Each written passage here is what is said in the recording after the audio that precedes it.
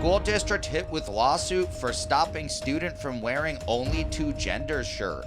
Let's dive into the details, shall we? Lawyers for a 12-year-old Massachusetts student sent home for wearing a shirt that read, "There are only two genders," has filed suit against the school district and its dress code.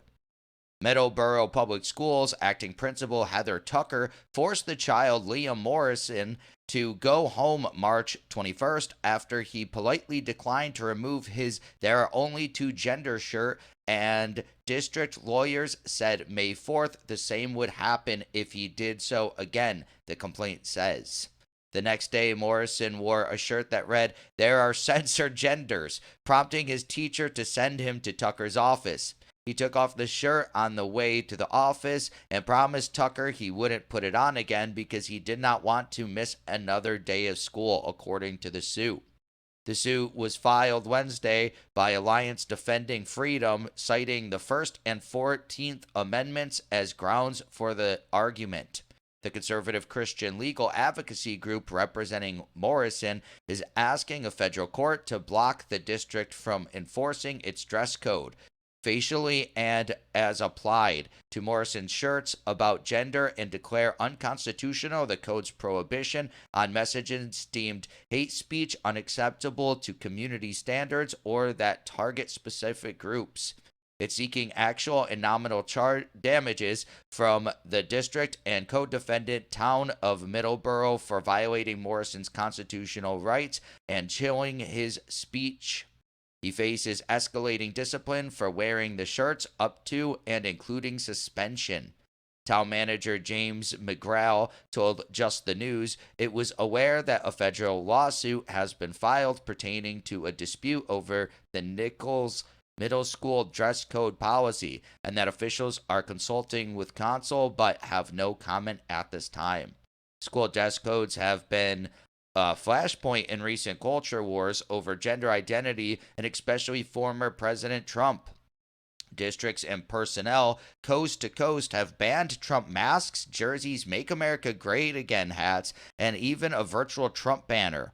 Michigan students recently sued their school district for prohibiting "Let's Go Brandon" shirts as profane expressions under the dress code, and Trump flags worn as a cape for no stated reason on a field day with relaxed dress codes. Medical doctors and psychiatrists, school boards and teachers, politicians and citizens, parents and children are all engaged in the debate about what makes a person a man or a woman, a boy or a girl, or even whether those categories themselves have any meaning at all, Morrison's suit begins. But the district has adopted one view and repeatedly expressed it, including through annual school-wide events and by encouraging students to express only that same viewpoint. The suit includes images of materials adorning school walls with GLSEN, formerly the Gay, Lesbian, and Straight Education Network, and the transgender and Black Lives Matter version of the Rainbow Pride flag with an accompanying sign that reads in part, "Proud Friend, Ally of LGBTQ+. The tween's speech is disfavored because of his scientific understanding of basic biology that there are only two sexes, male and female, and that gender is inextricably tied to sex," the suit claims. The school lets other students convey a multitude of messages concerning virtually unlimited topics on their shirts. The district dress code prohibits clothing with messages that state, imply, or depict hate speech or imagery that target groups based on race, ethnicity, gender, sexual orientation, gender identity, religious affiliation, or any other classifications. Tucker pulled Morrison out of his class of the day when he wore the "only two gender" shirt, saying other students had complained, according to the suit. The school counselor sat in on their subsequent discussion, and Tucker called Morrison's father, Christopher, to pick him up when he refused. The school offered no evidence of disruption or students becoming visibly upset, distracted, or objecting to the message, the suit also claims. My son is now asking me why he is not allowed to express his own political statement when he sees others doing the same every day in their choice of clothes, pins, posters, and speech. Christopher Morrison wrote in an April 1st email to Superintendent Carolyn Leons. Leons has declined to share the numbers of students and staff who complained about the shirt, except to say several did so. However, she said the shirt targeted students of a protected class, namely in the area of gender identity. Protected class, that's such an interesting concept. The boy testified at a school committee meeting on April 13th. Who is this protected class, he asked. Are their feelings more important than my rights? I don't complain when I see pride flags and diversity posters hung throughout the school. The family's lawyer notified the district April 27th that the boy would wear the shirt again May 5th and asked that Leons confirm in writing he would not be stopped. District Council responded May 4th that it will continue prohibiting shirts likely to be considered discriminatory, harassing, and/or bullying to gender nonconforming students by suggesting that their sexual orientation, gender identity, or expression does not exist or is invalid.